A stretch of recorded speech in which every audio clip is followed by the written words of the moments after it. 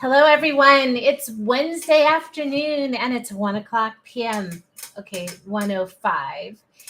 I want to welcome you to the Art of Inspired Selling. My name is Catherine Nunez, and I'm the host of the show where I interview successful B2B service based businesses that have something that they are going to be able to teach you.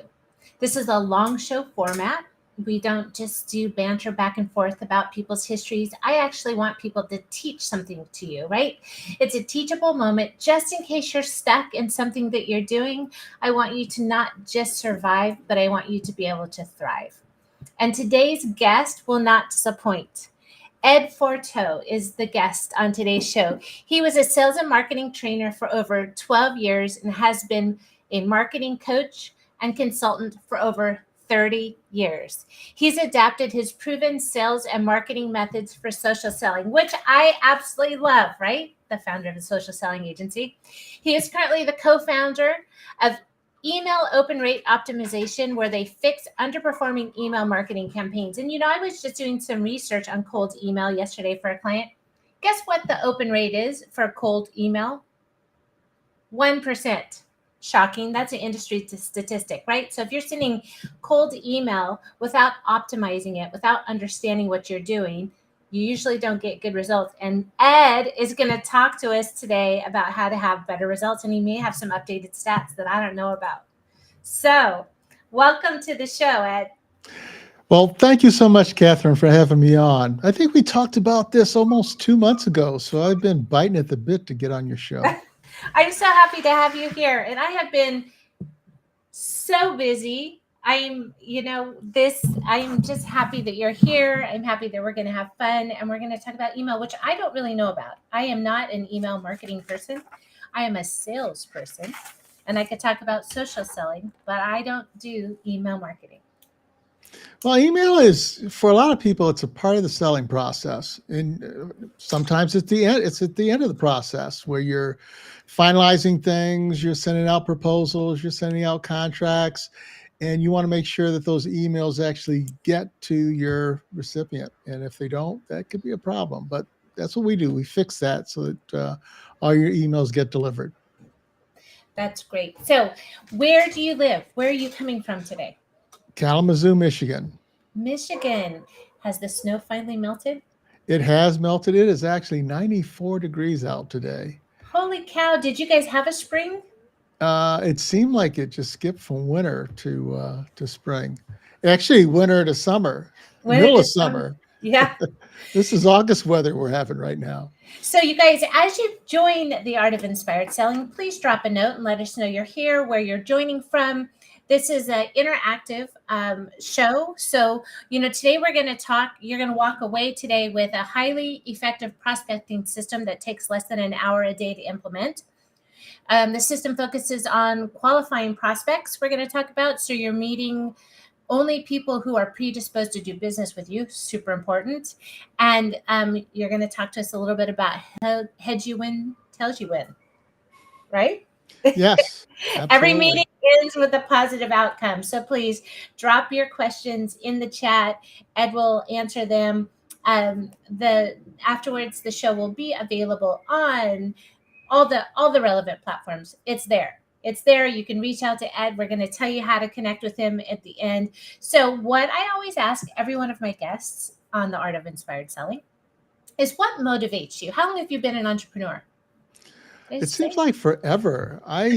When I was a kid, I had a lawn mowing business. I think I was 12. My mother bought a riding lawnmower for me, and I would ride around the neighborhood and cut people's grass.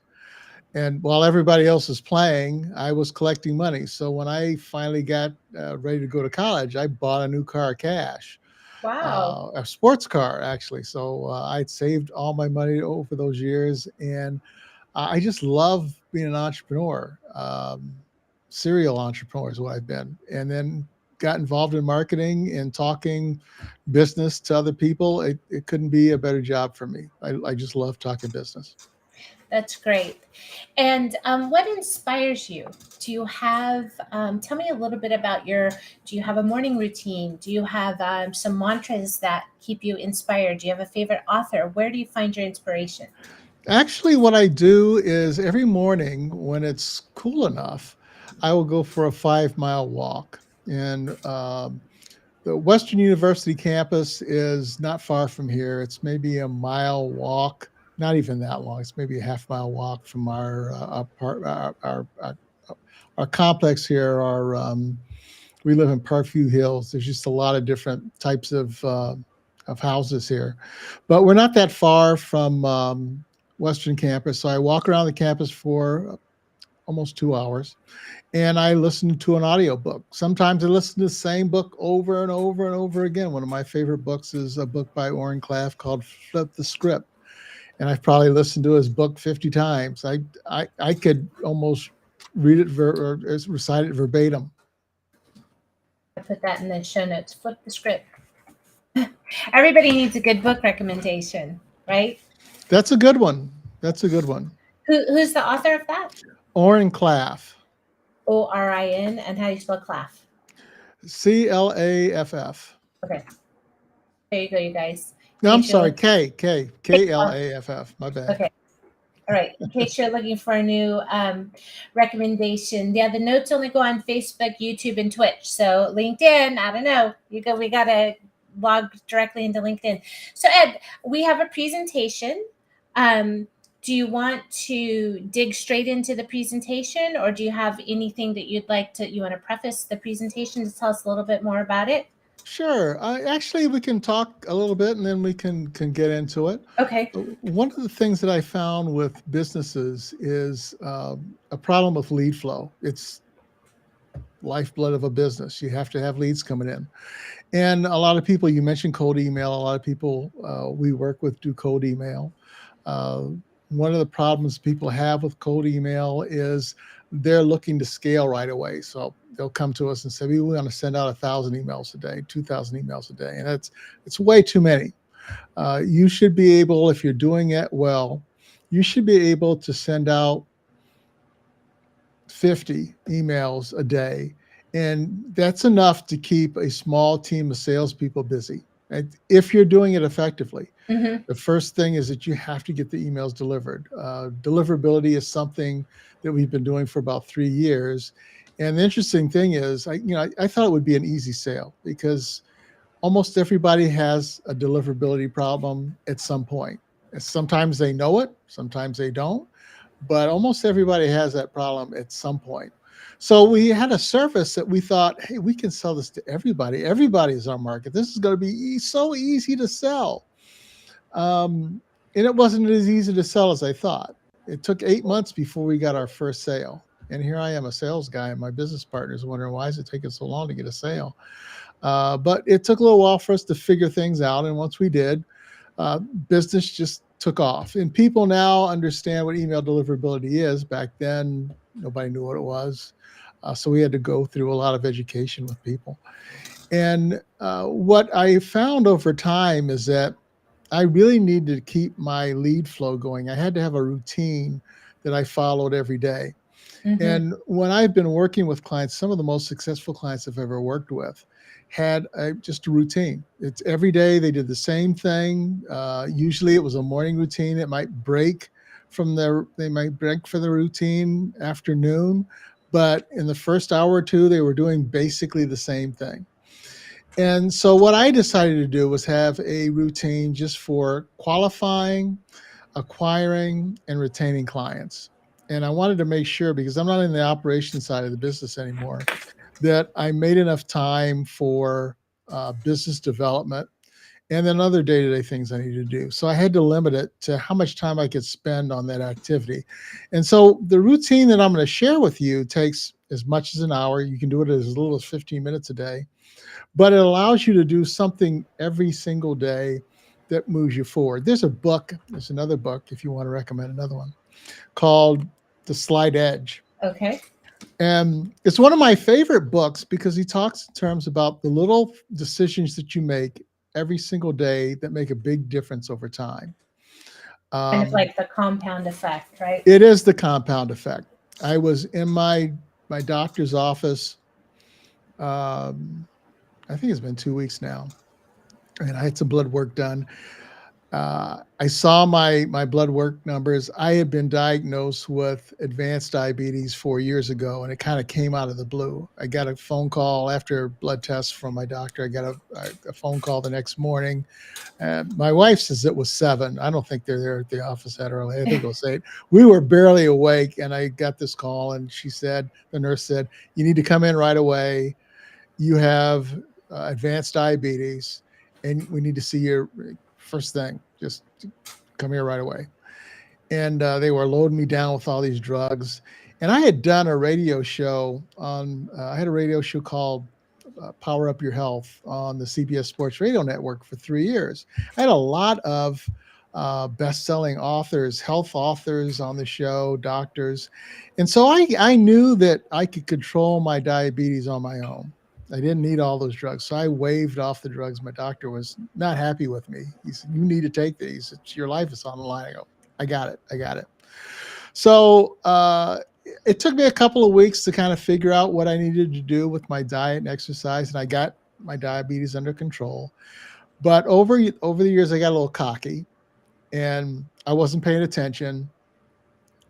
We got the blood tests, and I looked. I go, "Oh my God, my numbers are back to where they were when I first went in the hospital."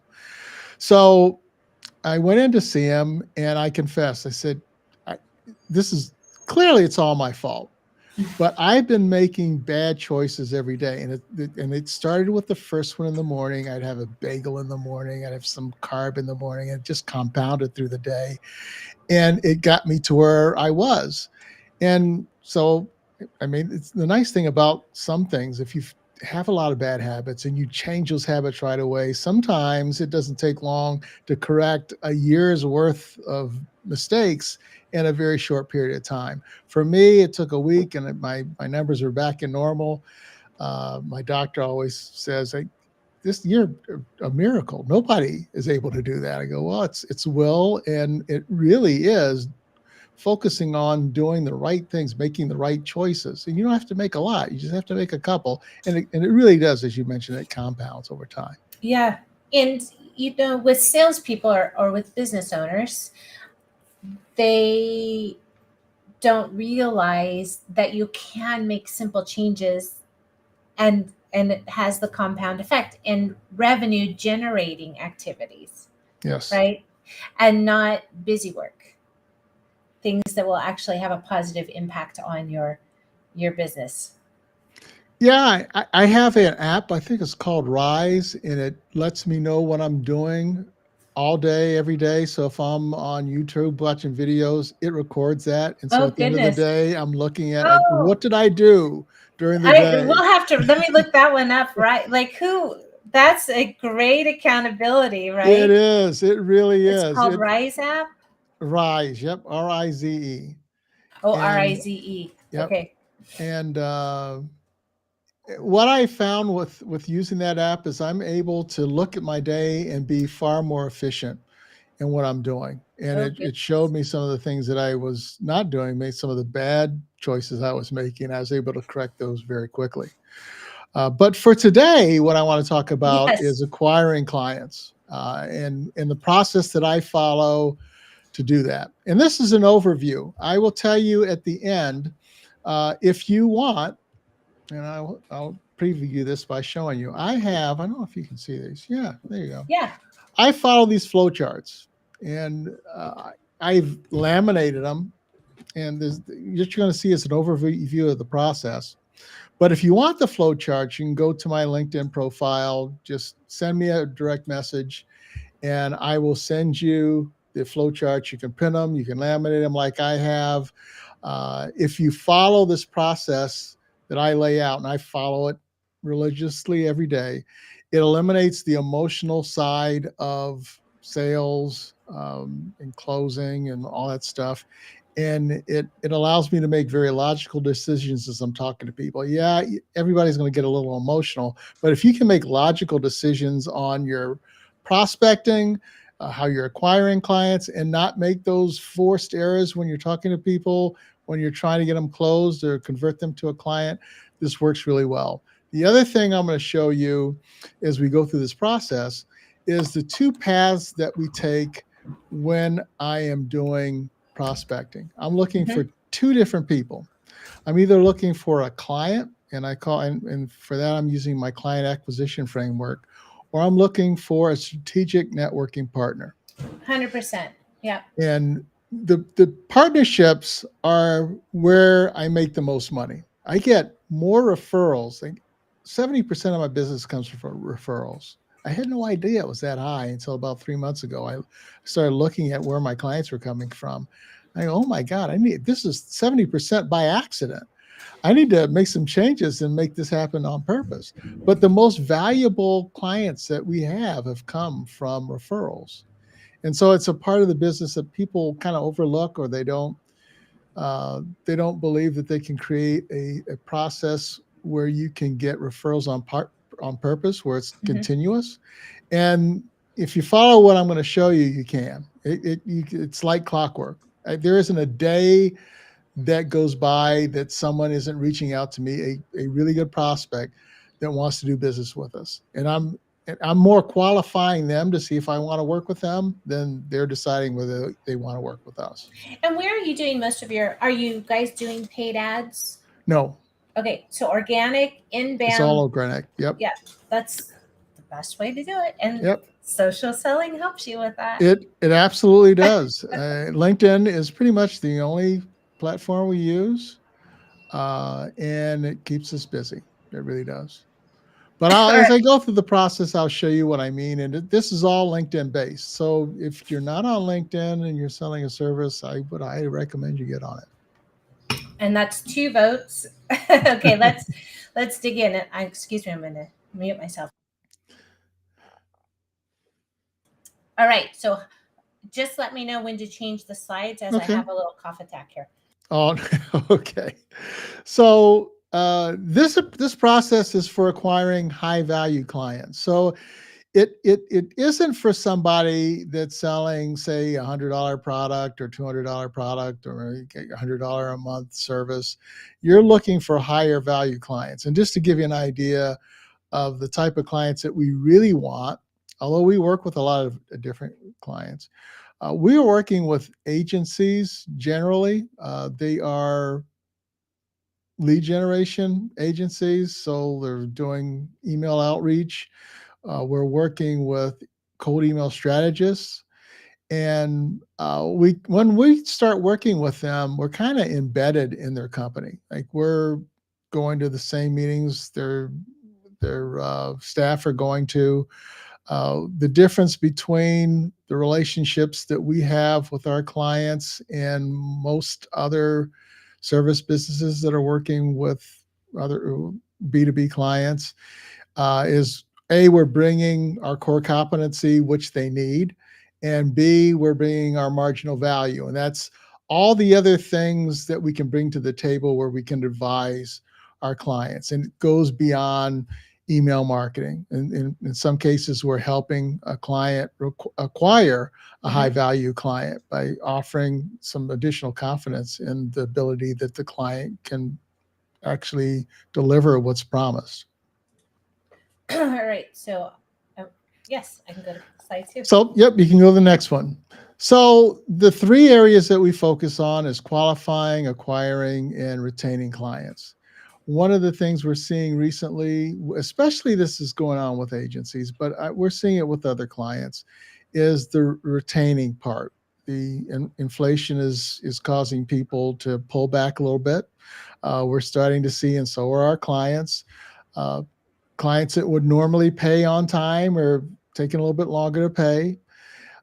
And the demand that they're putting on some of the agencies or our clients, their clients are putting a bit more pressure on them to perform much faster. So we're helping our clients retain those clients. But one of the things that we do that helps us retain the clients that we work with so much is not only our core competencies but our marginal value, all the other things that we can advise our clients on to help them. We are really a partner with them. And one of the things that we suggest with anyone that's doing B2B marketing is you want to be considered a partner and not a vendor. Mm-hmm. When you're a partner, your vendors are the first ones to get cut. Partners tend to stick around even longer than some staff. And we've had clients. I've had clients that have worked with me for over 15 years, and there's been a lot of turnover in those companies in that 15 years, but I wasn't a part of it. So we'll talk a little bit about what some of the things that you can do to retain clients. All right, next slide. So when we start off, we're going to look at our profile on LinkedIn. LinkedIn is the best place, in my opinion, for you to get business if you're doing B2B marketing. And your profile is the number one thing that you should work on. If you have a really good profile, when you're reaching out to people, a lot of times, if you're talking to a founder, a co-founder, a CEO, a president of a company, their LinkedIn profile isn't all that great. It's okay, not that great. But if you have a stellar profile, they're already impressed with you. And I created a profile in such a way that you could look at it. There's a lot of information, but it's in bullet points, so you can find what you need right away. Mm-hmm. It's loaded with social proof. There's testimonials embedded in my experience. If you go to my uh, service provider section, which a lot of people don't fill out, they say, well, these are the services I provide, but there's no testimonials in there. I'm hard pressed to find anyone that has any testimonials in the service review section. Well, And I'm I think, putting that in the notes so people know to do it. yeah, you absolutely should. There's business to be had there. I get service requests all the time, and one of the reasons why I get them is because I filled that out. And then you can invite up to 20 people to leave a review, and I do it one by one. I'm at 16 right now. Hopefully, by the end of the month, I'll be at 20. And I don't know what happens when you reach a maximum with service reviews. Usually, when you hit the ceiling in any area with LinkedIn, they Mm-hmm. start rewarding you with other stuff. Catherine can tell you this is one of the reasons I was so impressed with Catherine. She was on an expert panel with us, and she and the other two speakers, they all had good, healthy, higher than average followers on LinkedIn. And I think you said this also, Catherine, that once you hit a certain level, once you hit over 10,000, 20,000, 30,000, people start coming to you. You don't, and it's easier to get appointments and talk to people. Is Yeah, that? that was a question. What's as you look at benchmarking yourself, right, for other people that blaze the trail before you, what number does all that effort start to just snowball in? And as we grow our businesses, can we start focusing on other things? So that the panel had said 30,000. Yep. That was their number.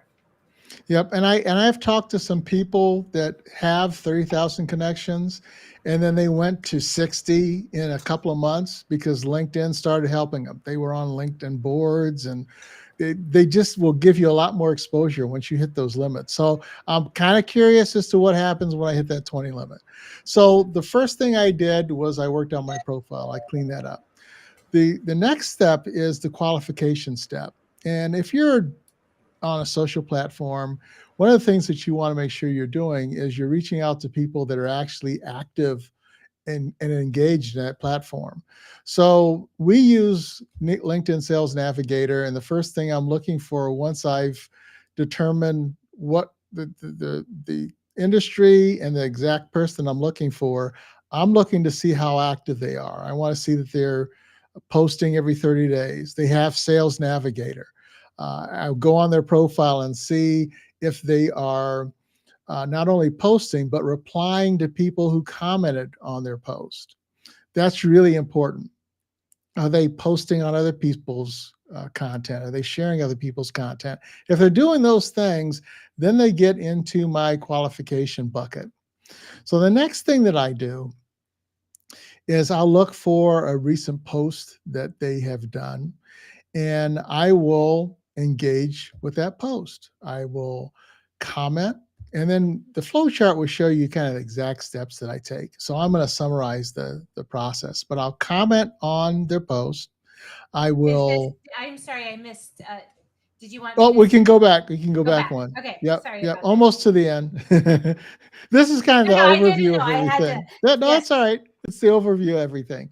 I'll comment on that post, Hmm. and then I wait. I want to see what they're going to do.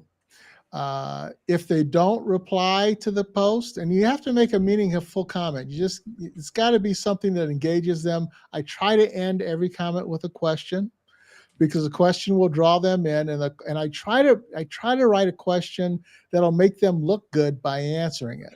Do you ever wonder, like, I set so many people up in a post, I Go. set them up, and I'm like, oh, well, isn't that interesting? Tell me a little more about that. Like, that is a total setup for somebody to come in and talk about a case study they did, and then it's flat.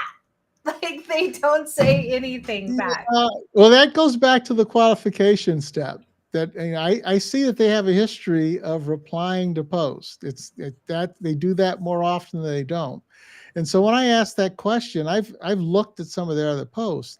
And I ask that question, I'm pretty certain they're going to jump in and reply to it. But sometimes they don't.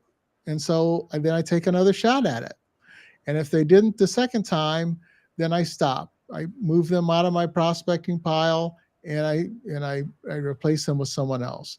And in the flow charts I show, the reason why I call it red light, green light is because it's red light, we keep going. I mean, green light, you keep going through the process. But there's red lights along the way. And when you hit a red light, you stop, you remove that person. We're trying to disqualify as many people as we possibly can. And what I'm doing with this process is I'm finding somebody that I can engage with. I'm trying to find out a little bit about their personality. Is this somebody I want to work with? Hmm. I'm going to find that out as we go to the end.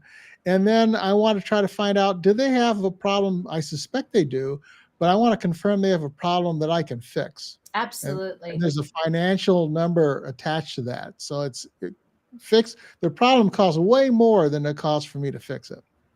So the first step is really that engagement post, and try to get them involved and start a conversation. Now we can go to the next slide. Okay. I heard you say flowchart. I'm like, wait, was there a flowchart that I missed? But that's the other document that you're going to share with us. Right, right. Yes. So we've started the engagement. In the second, so they now have engaged with the first comment that we've had, and now I'm going to make a second comment in the thread. And in this one, I'm going to add a pattern interrupt.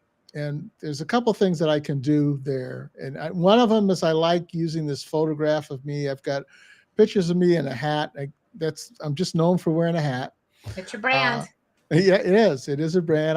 I purposely decided on that. It's intentional, and I've got pictures of me in a lot of different places with the thumbs up sign and my hat. And the reason why I'm doing the thumbs up sign, I don't know if this is. I'm going to date myself a little bit here, but there's a show called Twin Peaks that ran back in, I think it was the '90s, and there was a guy. The main character was named Agent Cooper. And Cooper always gave he was famous for doing a thumbs up. And so I use that thumbs up sign inside of a post. So I'll say something in the reply, but also have the thumbs up with my hat. And usually that's enough to get them to say something about it. Either they're commenting on my photo or they're commenting on the comment that I made, but it's a pattern interrupt because nobody else is putting a photo of themselves in the comments. So now I'm on the radar. The next thing that I'll do is once they've gone through that process, I can ask them if they would like, if it's okay for me to send them a connection request. And it's all based around the topic of the post.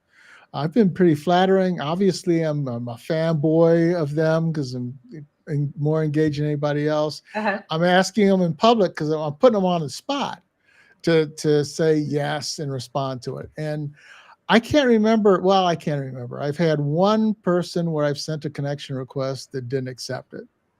I leave them out there for a couple of weeks, but it's virtually 100% acceptance rate on my connection request. So now I'm connected. Next thing that I do is I send them a video message. I thank them for uh, agreeing to connect with me. I tell them I've been very impressed. Tell them I visited their profile. I'm Mhm. impressed with something. I bring up something that I saw on their profile. And I say, if you have a chance, casually, this is a throwaway comment. If you have a chance, take a look at my profile. If there's anything that I can do to help you, I happily do that. And then I leave it alone. I wait a couple of days. The next thing that I do is I look for uh, my favorite thing is to find a video that they've done. Sometimes I found people that have done TEDx talks or some sort of public speaking and they've uploaded it to YouTube. But I really like a sales video.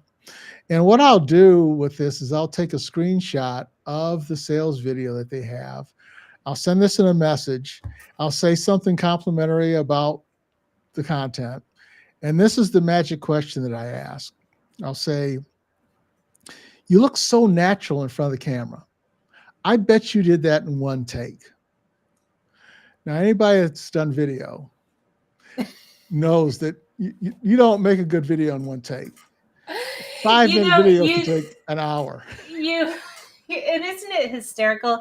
Like I end up cracking myself up, and I'm like, just keep the camera rolling, just keep it rolling.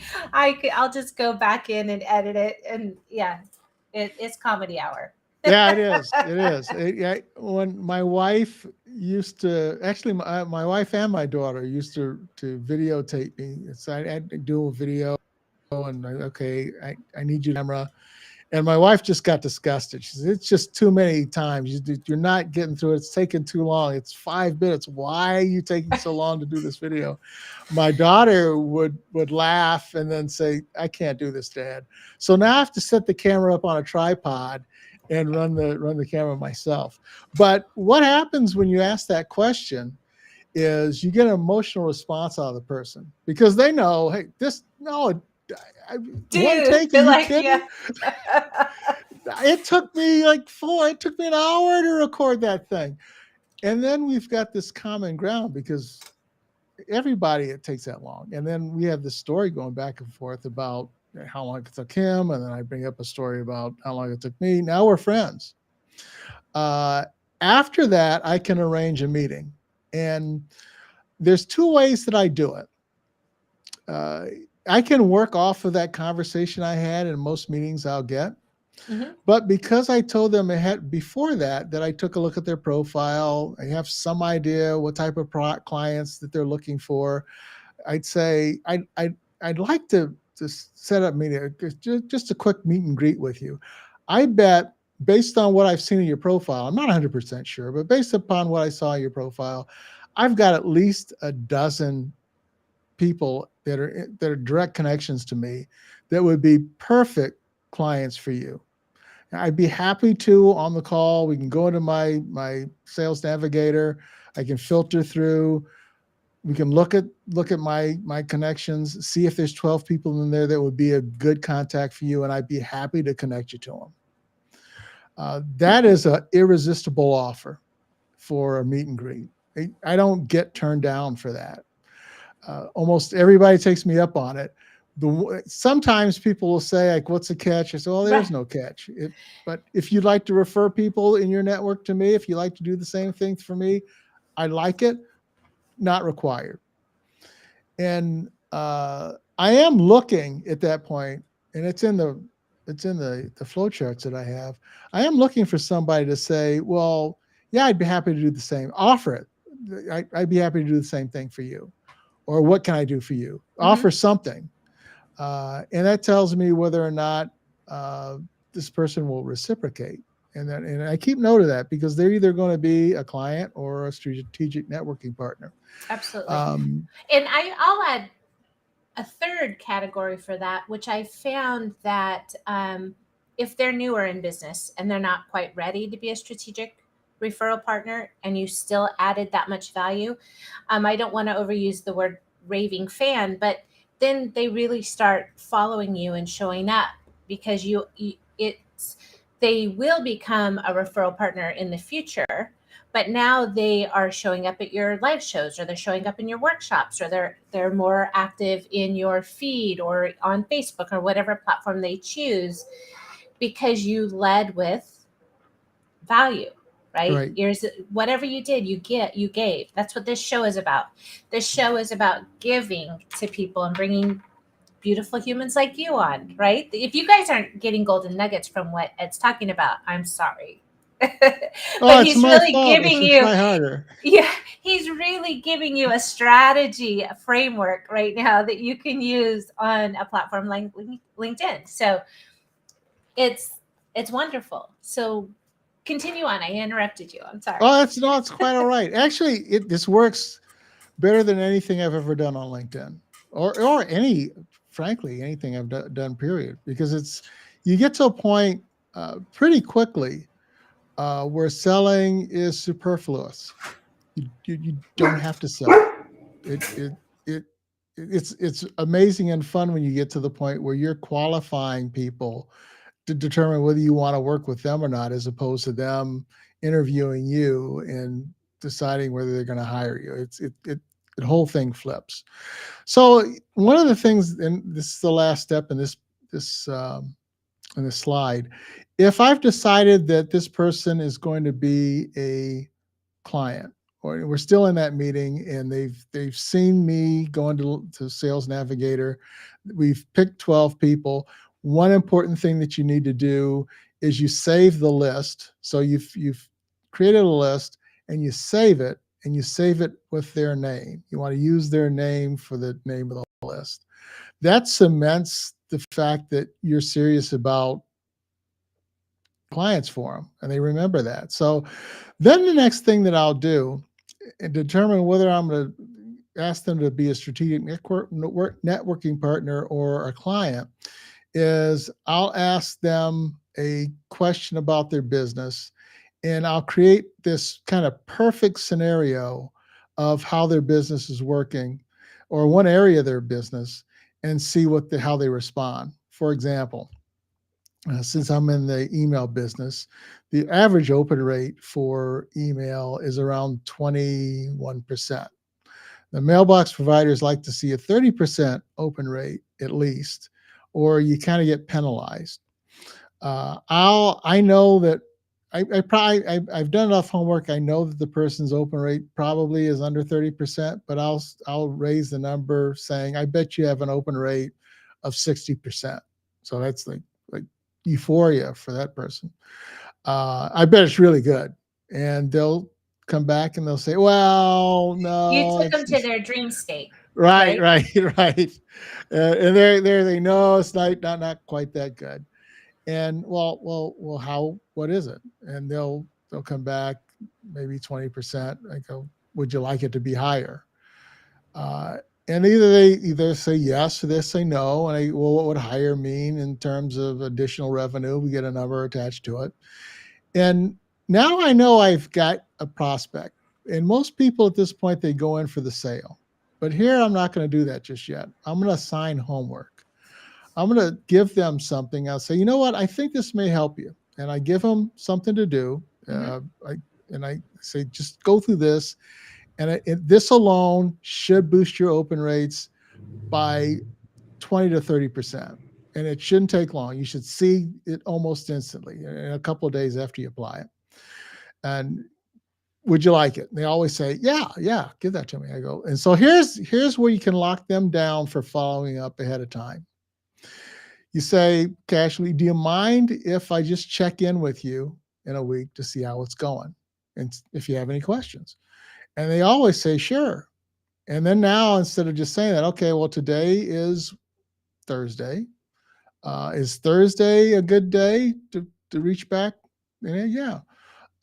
Would you like to just get on a Zoom call? We can discuss it Thursday. Yeah, what time? And I get locked into an appointment right then. So one of the nice things about it now, there's this deadline to complete the assignment by Thursday, and when I follow up, it's an appointment, or it may be just a phone call if I don't want to be too aggressive. But I have a reason to come back to them, and they're expecting me to get back to them on that day at that time. That's really important. If you've ever had someone that you've worked with and now you're chasing because you can't get the second appointment, this is a great way to do it because it's totally focused on them. And then I finish the call by saying, at that appointment, I can talk to you about the progress I've made on the 6 people that we decided are a good fit for you. And I'll let you know how things are going. And I certainly will refer them over directly to you. But if I may need to give you some information about them before I do that. So now there's a double reason for them to meet with me. Almost everybody meets with me on that follow-up appointment. Okay, That's we a can go to the great next slide. method. That's a great method. And first, we had a comment from LinkedIn. And Mark Thompson says, do you have any tips for someone who has just started out on LinkedIn and doesn't have many connections? Uh, the best way to do this, a lot of people want to start creating posts, and I can tell you a couple of different things that I've used to create posts. Well, let me do that. If you were to go into LinkedIn groups where your target market is, you join the group. Because you're in the same group, you can direct message anybody in that group for free. It doesn't There's no credits involved at all. So one of the things that you can do is, I was talking to somebody about this earlier today that's in the same kind of position as you are, Mark. Um, so you find in that group, you start with maybe 100 prospects. You go through the same process of making sure they have Sales Navigator, they're active on LinkedIn, they're posting on a regular basis. Now they're my say dream 100, and they're going to be rotated out prospects. Now you write a post. You can write a post that ideally maybe expands upon a question or a problem that's occurred in the group. And then you're going to ask some of those people if they could comment on the post. And you're telling them that you've written the post. Hey, I'm wondering what you're thinking. We talked about this in the group. I wrote a post about it. I'm kind of curious what your take is. And you'll get a fair number of people that will go over to your post. They'll comment on it. You can then reach out to them to connect. You so now your connection, now you can start going through this process that I talked about. It's a little bit in reverse, but you're getting targeted people. It doesn't matter if you have 5,000, 10,000 connections. If you have 10 targeted prospects that you can reach and you're trying to do business, because sometimes we get caught up in the social numbers. I got 5,000 followers, 10,000 followers. We're trying to get clients every week, and followers don't make us money. Clients make us money. So that's one way to do it. The other way to do it is the same process I mentioned, where you're finding the right prospects to go after. You're going on their post. You're commenting, you're engaging, and those people will schedule meetings. They're not really too interested in um, getting connections from you. You're going to go the other direction and try to find out if they have a problem that you can solve, and discuss that with them. You're not going to try to sell them on the first call. Always give somebody an assignment. So try to create a situation where you can give somebody an assignment to work on their problem, and then get back to you, and then you'll help them work through uh, completing the assignment. Does that make sense? Hopefully, that's helpful, Mark. Thank you so much for commenting and addressing that. Okay, back to our framework. Okay, so now we can go to the next slide.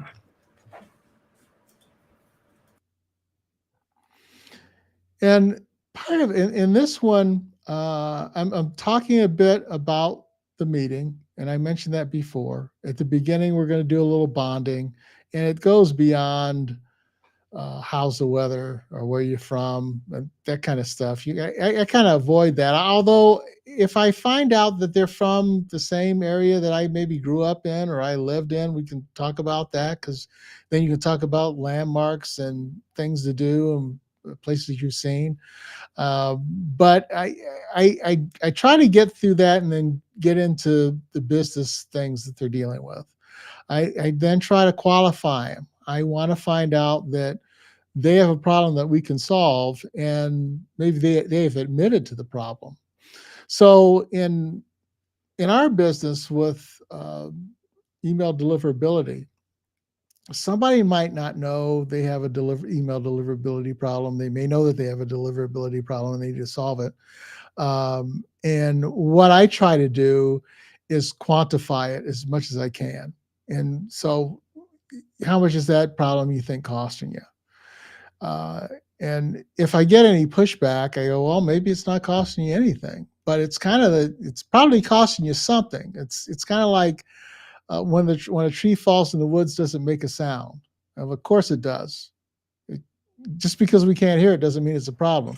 Just because you don't see the amount that you're losing in because of email deliverability, because your emails aren't getting delivered, doesn't mean that you're not losing money. Maybe we should try to figure that out. So And we'll, with email deliverability, because we didn't really define that at the beginning of our talk, yeah, but I'm assuming that it's not just whether it's being delivered, but if you have a G Suite, where is it being delivered yeah, yeah. as well, right? Yeah, for a lot of people, it's going to spam. In some cases, it's going into the promotional inbox. But Mm-hmm. if it's going to the promotional inbox, you're, there's a percentage of people that aren't seeing it. If it's going into spam, there's a large percentage of people that aren't seeing it. And if you're sending, and this is pretty common for people for marketing emails, 49% of those marketing emails are actually being delivered, not delivered to the primary inbox, delivered, period, to the recipient. So you have half of your emails aren't even getting there. And you're thinking, well, I'm pushing send. I got 10,000 people on my list. 10,000 people are getting the email. Probably not. It's probably about 5,000 are getting it. And then maybe a percentage of those, 20%, that's going to spam. Maybe another 30% of those are going into the promotional inbox. So now you've got only 25% of all those emails Mm-hmm. being seen because they're going in the primary inbox. When I explain that to people and I can show them the numbers, I can show them if we've done an email deliverability audit, I can show them where they're showing up in their inbox, in their client's inbox, it gets their attention. So I mentioned earlier, I mentioned the negative reverse question where I make everything rosy, positive, and they go, well, it's not as good as all of that. And I mentioned the homework. So I've kind of covered this slide, so we can go to the next one real quick. I know we're getting to the end, so I got to pick up the pace. That's okay. Mark says, thank you so much. Oh, great, great. Well, again, reach out to me on LinkedIn if you like, and I'll be happy to answer your question in more depth. When we go, and I mentioned also the strategic networking partnerships, Yes. but now this is where I decided, okay, they're not a partner. They're somebody I want to. They're not a client, but they're somebody I want to partner with. Then the next thing that I do, we part ways. I don't try to sell them. Uh, I try to go to work and get them a couple of referrals, good referrals, people that I think would be a really good fit and they'd have a good conversation. I connect them on LinkedIn. I follow up to make sure how the conversation's going. The nice thing about doing this is it's twofold. Both your strategic networking partner or partner to be Mm-hmm. is getting business out of it, but also the person that you referred to them. In a lot of cases, they're connections, but I don't know them. But I'm helping them solve a problem that they had by connecting them with someone who can solve that problem. So now they're looking to refer business to me, and they're very grateful to me that I've done that. And if it's a double win, if it's somebody that I can actually do business with too. And it's a lot easier to sell somebody else than to sell yourself. Yes. Are you doing any of those referrals through email, or are you strictly keeping it on the platform I keep on it on the LinkedIn? platform. I keep it on the platform. So now we go through this process, and I've referred business to them, and then I'm meeting with the partner again. And now this is where the rubber meets the road. I already know. I do a lot of planning ahead of time. I know that there's at least one person in their network that's a good fit for me because Sales Navigator told me there was. So I didn't reach out to this person by accident. There was already a plan to refer him for that person to refer at least one specific person to me. So now we're either going through my list and then I reiterate what I do, who I'm looking for to them. But I'm asking this question: did you like the results of what we did? And if they got a couple of referrals, the answer's always yes. And then I ask them the next question: is this something you'd like to do again? Well, that's a loaded question. I know in advance what it is. So, yes. And I go, well, we got a problem. Like, now I deflate them a little bit. I didn't get any business out of it. Hey, we gotta find a way for me to get business out of it too, because it just makes sense. They agree. They agree. What do I have to do at that point? They're willing to bend over backwards for me at this point to get me business, and sometimes they become a client and get me business. But this is the heads you win, tails you win scenario, because they're either going to be a client, they're going to be a strategic networking partner. And if for some reason, and it happens sometimes, that they'll say, well, I'll pay you affiliate commission for selling my stuff. Don't take that bait, because now you're in a transactional relationship with that Mhm. person. And so they feel they've paid you by, it's even Steven. I paid you for sending me a referral. Well, in my world, an agency client's worth anywhere from $4,000 to $15,000 a month. He can't pay me enough in commissions to make up for the business that I could get if he refers somebody to me. So you always want to go back to, no, I'd rather this be a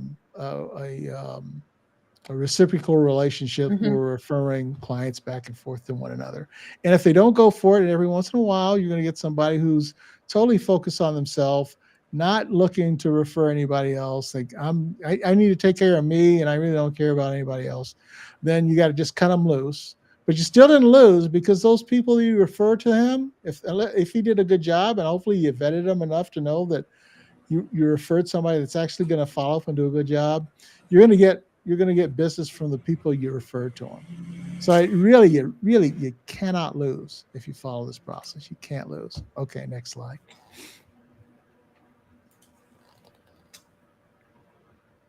So this is just the conclusion of all this. We're going to qualify, we're going to engage, we're going to segment our list into either a strategic networking partner or a client, and then you're going to close.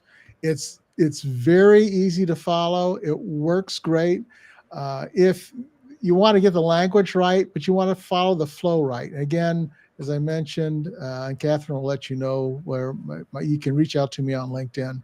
If you want the slides to the presentation, there's two other slides one other PowerPoint that we didn't have a chance to share, and the um, the flow charts that I follow. And if you follow these, I'll give them to you for free. I used to think I that I want would one. I would sell it. I was going to sell these, and I just said, just give it away. I'll just give it away, because uh, if people are struggling out there, and I've been through it, 8 months without a single sale. Um, if this can help you, and if you follow it, it'll help you. And it's really about giving first, and then you get back on the back end. It always works that way. 100%. And I love the flow and the framework that you've put it in. It, I believe, will be very valuable for people to understand. A lot of people ask, like, right, how do I get started on LinkedIn? I'm going to have a VA write some content, and they're going to post it for me, and then I'm going to disappear and the business will just come. Yeah, not And the elves. Usually there's like little elves that take care of it for you. I also hear people say LinkedIn doesn't work for me. I'm like, your business to business. Nah, I never. Social media, there's no. I just had somebody make a comment on one of my posts recently. Like, I'm only here to catch up with old colleagues or something. And I was like, Thank you so much. Your opinion matters too. You know, everybody's opinion matters. It's just may not be relevant to what we know to be true about using a platform. Could we call ourselves power users of the platform? I guess we could. I'll take it. I like That's it. right. Power twin activated. All right, so we've had some great questions. I appreciate your presentation. As you guys know, this will remain. We're live on LinkedIn, so it's going to be on. It's on LinkedIn. It's on all the other platforms. You guys can see it evergreen whenever you want to watch it. I did put Ed's link here in the show notes, but I'll go back and make sure it's in all the other platforms and make sure it's a live link to any questions, Ed, or anything else, so people can find you on LinkedIn. Yep. How about the link to your business? So that's email-open-rate-optimization.com. Okay. The interesting thing about our website is I send everybody to my LinkedIn profile. Okay. Uh, Even when they go to the business website, I go to the profile. Because if they go there, It's your it's hub. an easy, yeah. I'm in good shape. It's your hub. All right. Well, stay here. I'm going to just wrap the show. You guys, thank you so much for tuning in. Please comment, like, subscribe, everything, all of the above, where I can bring more value to you and wonderful guests like Ed. And I will see you guys next week on the Art of Inspired Selling.